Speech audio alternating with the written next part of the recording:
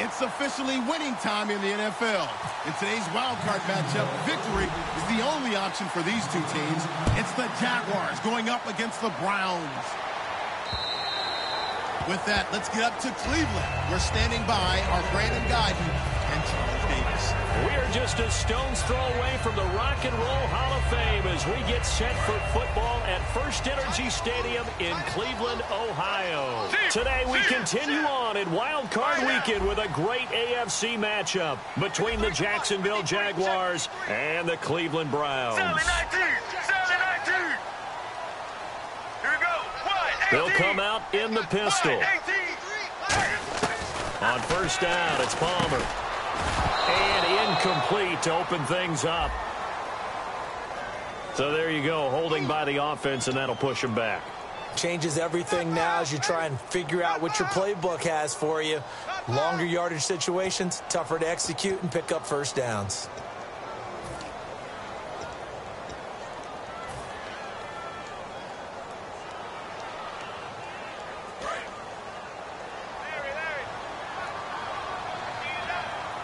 Again, we'll see the pistol here. Now a handoff here to his running back. Cuts it out to the sideline. And he'll go out of bounds across the 35-yard line. It's a pickup of 21. And it'll give the Browns a first down.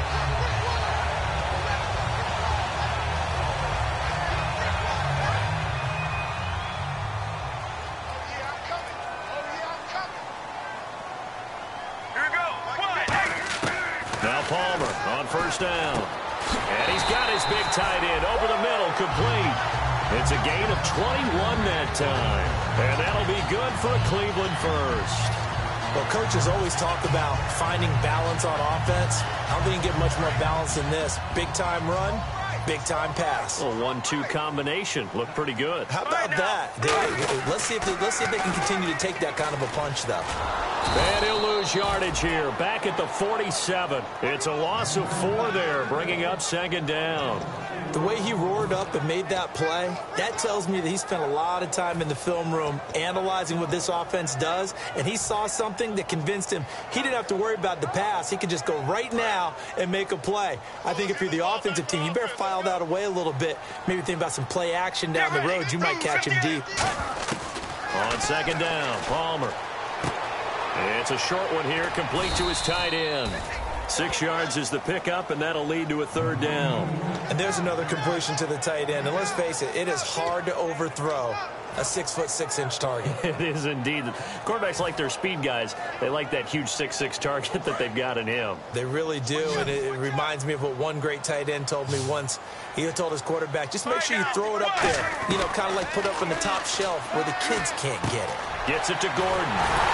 And he's going to have the first down yardage as he's down at about the 30-yard line. It's a gain of 11 yards that time, and it produces a new set of downs.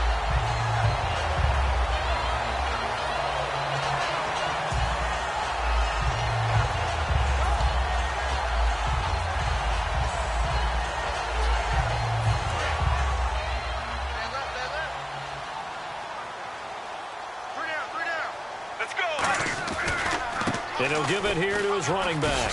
Uses the stiff arm. And he'll lose yardage. Brought down at the 32. A loss of a full 3 yards, and now it's second down. Doesn't matter who you're rooting for in this game. The effort of the man with the football, getting away from one and trying to turn forward and get some yardage, I really liked what he did there. Let's go. On second down, here's Palmer. And he will find his man on the outside. And they'll get 9 there as that sets him up better for third down. And the pocket's been protected pretty good here so far on the opening drive. We always talk about confidence in runners and catchers and quarterbacks. How about the protection detail? They're not allowing anyone near the guy throwing the football.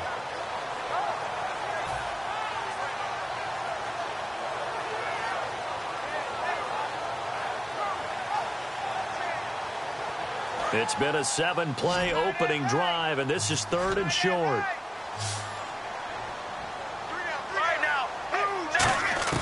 Palmer now to throw on third down.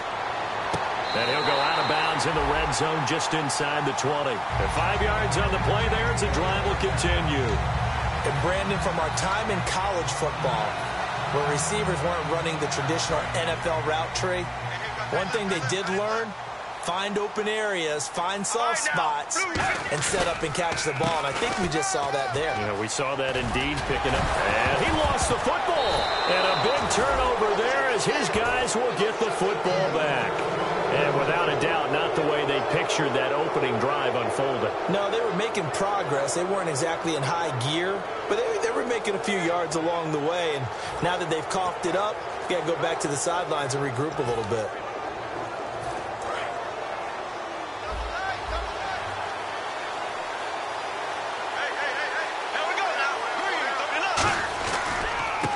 And they'll go with the ground attack here. 2 yards on the pickup there. It'll be 2nd and 8. And this O-line, it is the lifeblood of the offense. They establish the tone. Mean, nasty, physical. They can't wait to get after people. That allows the rest of the offense to feel confident.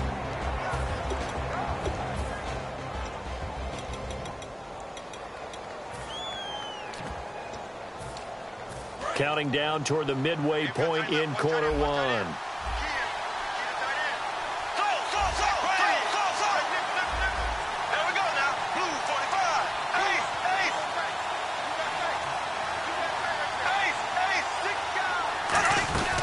They'll run it now out of the gun. And that closed up quickly there as he gets it up only to about the 17.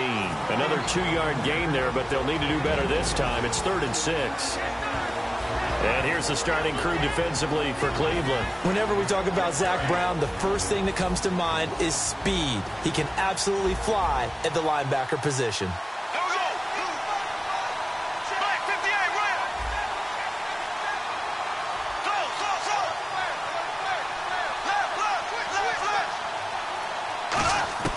Throwing his Bortles on 3rd down. Being chased out left.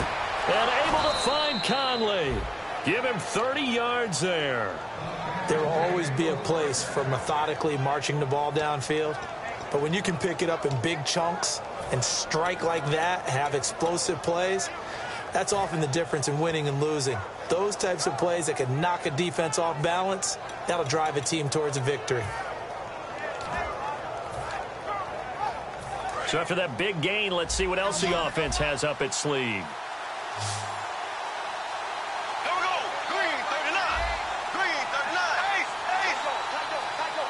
And the wideout in motion.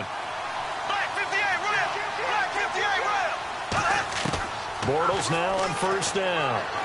He's got time in the pocket. Trying to lay one up deep. Philip Dorsett, the intended receiver. And that'll bring up 2nd down. I remember Philip Dorsett coming out of the University of Miami, ready to hit the league. All we talked about was speed, speed, speed. Just throw it to him, and you've got a great chance at a completion, but not that time. Not that time. They tried a deep downfield with his speed, but incomplete.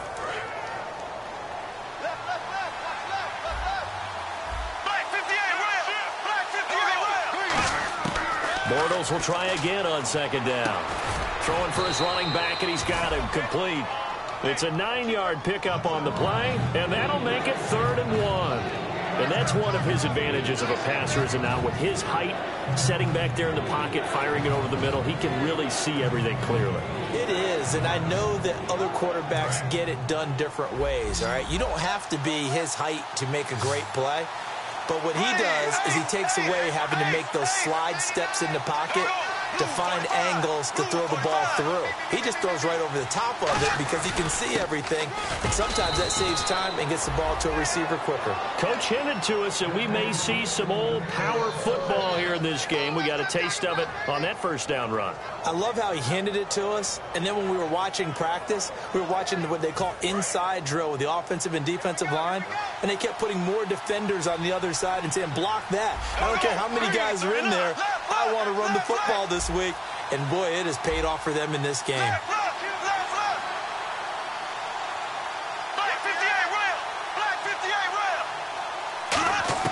Bortles now on 1st down. Over the middle, Dorsett.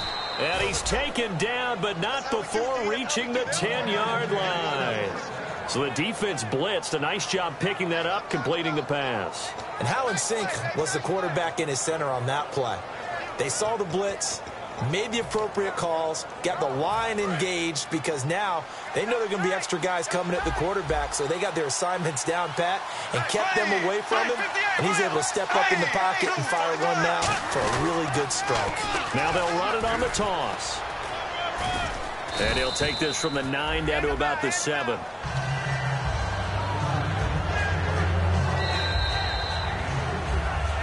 Alongside the former defensive back Charles Davis, I'm Brandon Gaudin. It's Jaguar football as we begin quarter number 2. And they'll come up looking to keep this drive moving.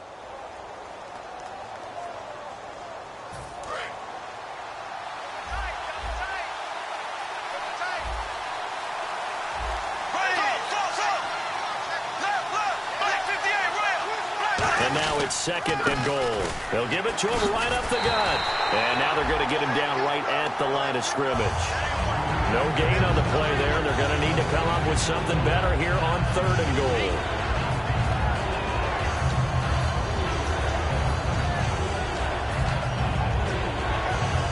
So they're coming up here on the 9th play of the drive, and it's 3rd and goal. Bortles now on 3rd and goal. Trying to get it to Robinson, and it's intercepted. Picked off by Ronald Darby. And a big turnover there as his guys will get the football back. Wow, what a disaster. You talk about a guy making a good play on the interception and then just trying to be too cute on the return. It almost felt like his own gyroscope really got out of whack, didn't it? Going backwards into your own end zone after such a great play. Totally disoriented and gave up 2 points for his team. And now Cleveland geared up to take the field. Now the free kick comes after the safety from the 20 as they bring the punter on to try and get some hang time here. And out now comes Jacksonville as they get ready to go. And the interception thrown in the red zone last time. We'll see if they can rebound. I just have to think the last thing he said as they went back out there was, don't do that again. What do you think? What do you think? Yeah, I think that. I think that not only did he say that, but he also told him, let's put it in the end zone that it's supposed to be in, all right? The end zone we're trying to score. I know we're being a little bit facetious here, but the bottom line is take care of the football, and everything else should flow from there. Quick lesson, never ask the play-by-play guy a question. Hey, you're my partner. I know you're right there with me. Now he'll let it. Oh, this is taken in. It's complete. Touchdown, Jaguars. Chris Conley, 78 yards. And the Jaguars are able to strike quickly for 6. And correct me if I'm wrong, that was just a simple fly route, wasn't it? No, there's nothing to correct at all. You've got it down pat. And I just remember as a player, when I'd be in practice sessions, and I'd hear 9 from the receivers, that meant fly route, go, look out. That was the 9, and he just kept going all the way into the end zone for the touchdown. Now it's Chris Thompson on the return. And he'll take it back to about the 19-yard line. And now Cleveland geared up to take the field. And they'll be looking to atone for last time's mistake of fumbling inside the red zone. Certainly they don't want to do that again. And so much emphasis placed on red zone offense. I mean, you have periods devoted in practice just for that because everyone knows how vital it is to put points on the board when you've entered that part of the field. And to come away with nothing, that's difficult for a team to handle. And difficult, and now we'll see if they can make it less difficult on themselves on this drive. First play of the drive, let's give credit all around. Excellent blocking, but the guy carrying the ball, he was the finisher. A really nice run. 3 yards remaining here on 2nd down.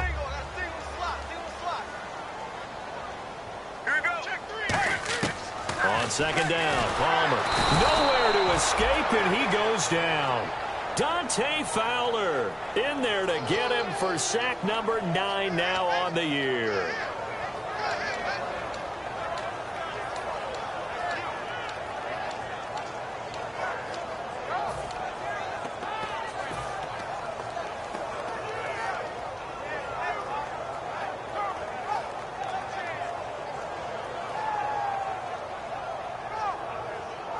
And this offensive unit, they have to face a 3rd down and 12 now.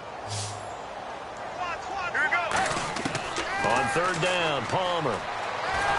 Under pressure, and they got to him again. Telvin Smith in there to get him, and that is sack number 15 for him on the year.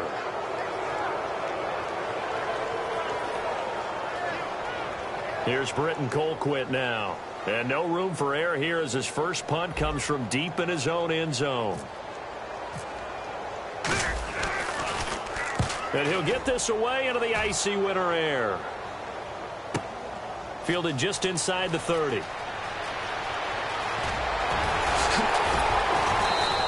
Nice job bringing that one back. 14 on the return. And the Jaguars go on offense, first down and 10. And out now comes Jacksonville as they get ready to go. And following that long touchdown pass, a one-play drive last time, to see if the defense, you know they're ready. They don't want that to happen again. And you would have thought they would have been ready the last time. I mean, that's what you work on all the time. Make sure that no one gets behind you. That's the cardinal sin of defense, not giving up the long pass. They did. Let's see how they adjust.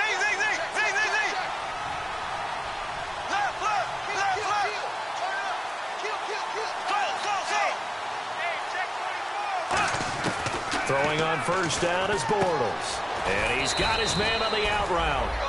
5 yards on the catch there, brings up second down. Got to give credit where it's due. Really nice defense on that play. The pitch and catch was successful, but not any run after it.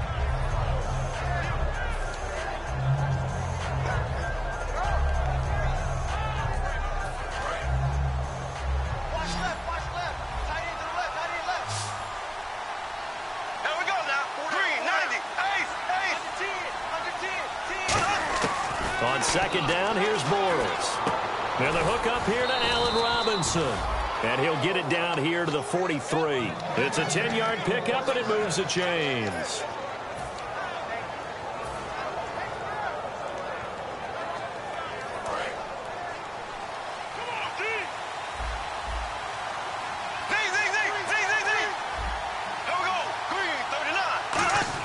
On first and 10, here's Bortles. Finding his safety valve here. That's complete. It'll be a gain of 8 yards, and it's a second down. Well, clearly one of his advantages as a passer is his height, sit back in the pocket, fired over the middle. That makes things tougher defensively, doesn't it? It really does, because your goal is to move the quarterback off his initial spot when he gets his drop back completed. But when you have that type of height, he can stay in there. If he's willing to take the hits and just fire over the top, which saves him time and actually completes a play a little bit quicker than it normally does for a quarterback who has to slide and find open space to throw. And brought down, but not before they're inside the 25. When you've got a big guy like that in your backfield who runs as a big man and breaks tackles, it is paramount for a defense to have extra defenders in his vicinity at all times. Because you got...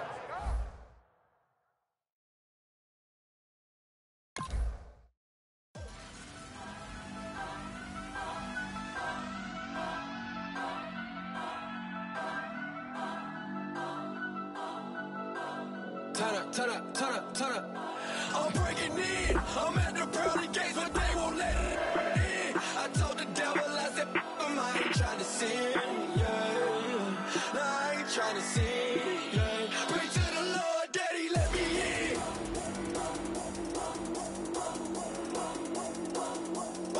I'm breaking in.